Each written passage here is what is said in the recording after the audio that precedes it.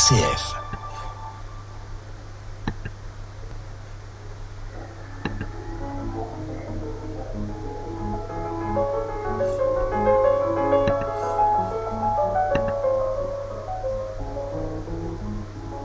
Bonjour à toutes et à tous, bienvenue dans ce nouvel épisode de Culture L. Avec moi dans le studio, une équipe réduite, mais la substantifique moelle de cette équipe. Bernard, bonjour.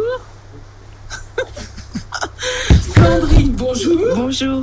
Alors vous allez voir, chers auditeurs, le programme est très chargé. Il sera question de théâtre, de danse, de musique, du classique, de différents spectacles. Mais avant, avec Sandrine, on a eu la grande chance de nous entretenir avec une jeune autrice, Jeanne Bernam, qui signe un premier roman qui s'appelle Dure-Mère chez Lunatic. C'est un premier roman qui a vraiment fait l'unanimité dans l'équipe. C'est un roman de cette rentrée d'hiver. On avait très envie de s'entretenir avec elle, c'est chose faite. Et on vous laisse écouter cet entretien. Bonjour Jeanne Bernam. Bonjour Laure-Hilaire. Votre premier roman vient de paraître chez Lunatic, il s'intitule Dure-Mère et c'est un coup de cœur de l'émission. L'émission, nous sommes pas à parité, mais il y a un homme et puis 3 femmes. Et vraiment, c'est un roman qui a enchanté cette rentrée littéraire d'hiver. C'est un roman qui questionne avec finesse sur le désir de maternité, mais pas uniquement.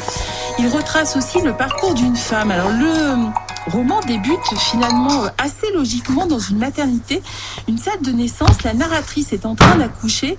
Épuisée, sa pensée s'échappe. Alors, est-ce que vous pouvez nous présenter déjà cette narratrice ?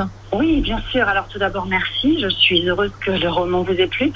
Alors, Nathalie, donc mon personnage, est ce qu'on appelle une primipare, une parturiente primipare, qui sont des mots assez barbares, mais les termes médicaux exacts. Donc, c'est une femme qui est en train de donner naissance à son premier enfant et elle a plus de 40 ans. Elle a 44 ans, pour être exact. Et donc c'est une femme qui effectivement au fur et à mesure que son accouchement se déroule, les gestes médicaux qu'elle décrit vont rappeler à sa mémoire beaucoup de souvenirs de son parcours de femme et donc toute sa réflexion autour de la maternité et de cet enfant à naître finalement. Alors cette femme qui voilà, ça se passe actuellement. La salle, on est à Paris, mais elle n'a pas vécu à Paris. C'est un parcours qui est à la fois singulier et puis finalement peut-être assez représentatif d'un parcours de femme d'une quarantaine d'années actuellement. Elle a été ballottée entre ses parents, ça on le comprend assez vite.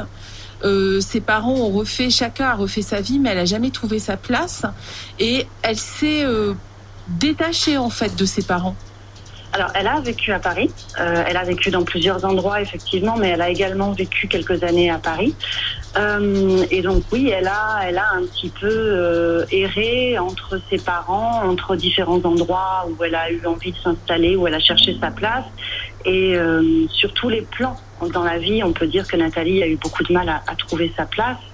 Nathalie a pris la décision à un moment donné de couper les ponts, littéralement, avec ses parents, en fait. Elle a trouvé que c'était sans doute la façon la plus simple pour elle de parvenir à trouver qui elle était, en dehors justement de cette histoire un peu chaotique qu'elle a pu vivre avec eux.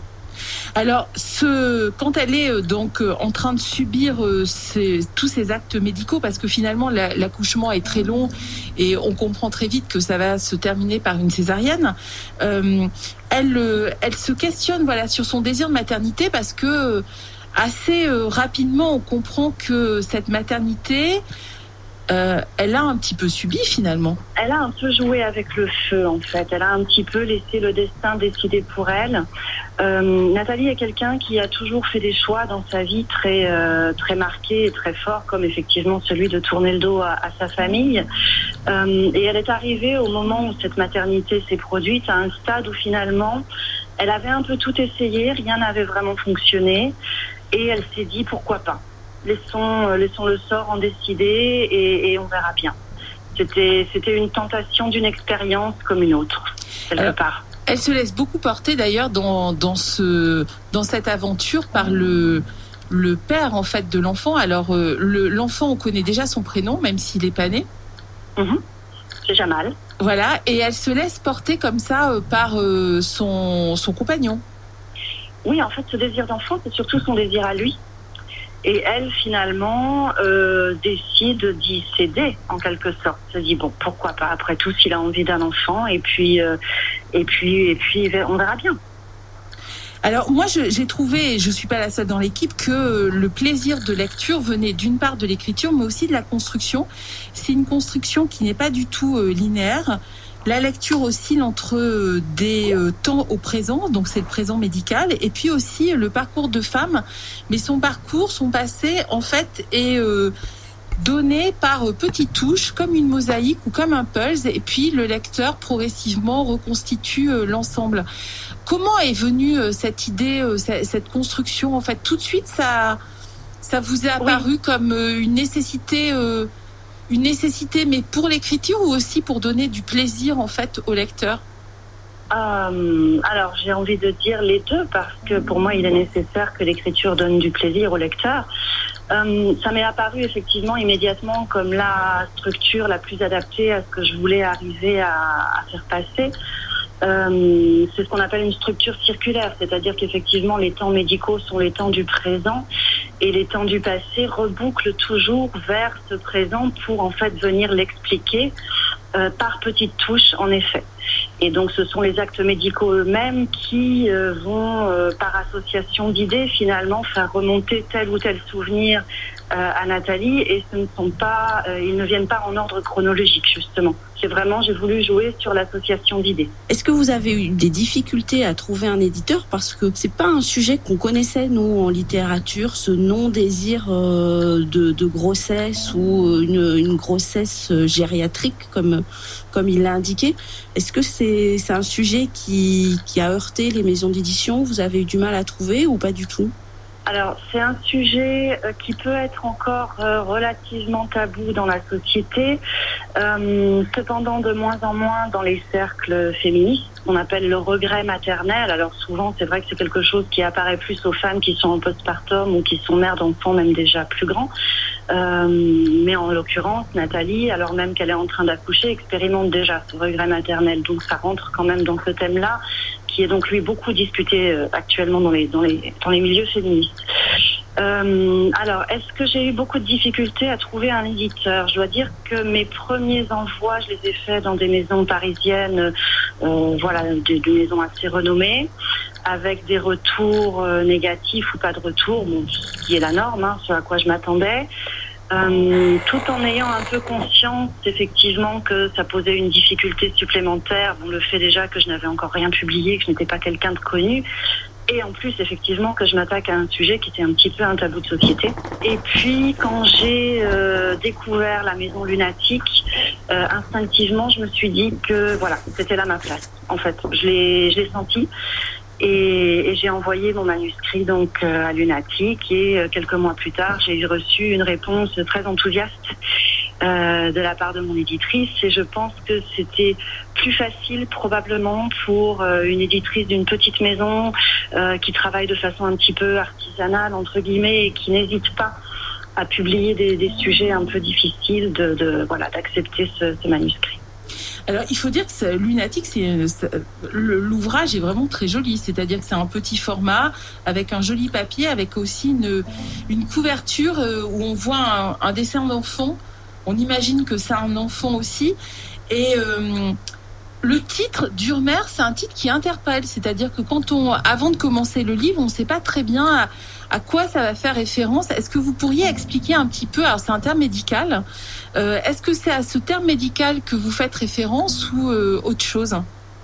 Alors effectivement, déjà, je dois dire que moi aussi, je suis très ravie, satisfaite du format du livre et du papier et de la couverture, et je remercie vraiment mon éditrice puisque la couverture, c'est son idée. Alors oui, bien sûr, la Durmer, en fait, c'est la couche de protection du système nerveux central, et c'est notamment au moment de la péridurale quelque chose qui ne doit pas être percé, en fait. Si on perce la Durmer, il peut y avoir des séquelles médicales. Donc le terme Durmer apparaît effectivement dans le livre au moment de la péridurale, et ce terme s'est imposé à moi comme titre à ce moment-là. Je me suis dit mon titre, c'est celui-là. C'est bien sûr un jeu de mots entre le terme médical et le fait que cette mère est un petit peu dure, certainement, dans la façon dont elle envisage la maternité et son enfant à naître, en fait. Alors, que la question qu'on a envie de vous poser, c'est comment est né ce livre? C'est votre premier roman. Est-ce que vous pratiquez l'écriture depuis longtemps? Est-ce qu'il y a eu quelque chose qui vous a poussé à franchir le pas? Alors, oui, plusieurs choses. Donc l'écriture, oui, je l'ai toujours plus ou moins pratiquée dans ma vie, comme beaucoup de personnes, sans jamais vraiment penser à la publication. Enfin, disons que c'était un désir que j'avais de très très très longue date, mais je n'y croyais pas vraiment. J'ai mis longtemps en fait à m'autoriser, à me sentir légitime et à vouloir tenter l'aventure. Ça, c'est une chose. D'autre part, comment l'idée m'est venue, en fait. Donc l'idée a germé dans mon cerveau quelque part en 2017. Et c'était des années entre 2016 et 2018 où dans mon entourage plus ou moins proche, il y avait plusieurs femmes qui étaient enceintes de leur premier enfant et qui avaient la quarantaine bien sonnée, on va dire. Et ça m'interpellait, vraiment. Je me disais, ça doit être vraiment un désir d'enfant très très fort, parce que évidemment ces femmes étaient mises en garde contre tous les risques que présentait leur grossesse et leur futur accouchement. Et malgré ça, malgré ces risques, elles avaient décidé qu'il leur fallait un enfant. Et bien sûr, la fameuse horloge biologique sonnant, c'était maintenant ou jamais. Donc elles étaient prêtes à braver tous les dangers. Et ça m'interpellait. Voilà, je réfléchissais beaucoup à ça. Et donc j'ai eu envie d'écrire sur ce sujet. Et rapidement, il m'est apparu que parler du désir de maternité n'était pas ma place. Je ne suis pas mère moi-même. Et je pensais à cette fameuse scène d'accouchement compliquée et risquée. Et je me suis posé la question, mais que se passe-t-il dans la tête de la mère en train d'accoucher si elle s'aperçoit à ce moment-là, en fait, que c'est pas son souhait? Que finalement, elle a peut-être cédé à une pression sociale ou à la pression de son partenaire ou pour d'autres raisons, qu'elle a fini par capituler, entre guillemets, alors que c'était peut-être pas son destin et qu'elle était en train d'accoucher et que sa vie est en jeu et qu'elle a des regrets à ce moment-là. Qu'est-ce qui se passe dans sa tête? Voilà, j'ai eu envie d'écrire ça. Très bien, merci beaucoup Jeanne Bernam de nous avoir parlé de ce formidable premier roman. On conseille vraiment à nos auditeurs d'aller chez leur libraire, acheter ce très joli premier roman, Dure-Mère, Jeanne Bernam, aux éditions Lunatique. C'est un bel objet et c'est un texte aussi avec une écriture qui happe, qui prend le lecteur. Alors c'est vrai que c'est un roman qui est relativement bref, mais on le lit d'une traite, vraiment. Merci beaucoup Jeanne Bernam. Merci à vous, au revoir. Au revoir.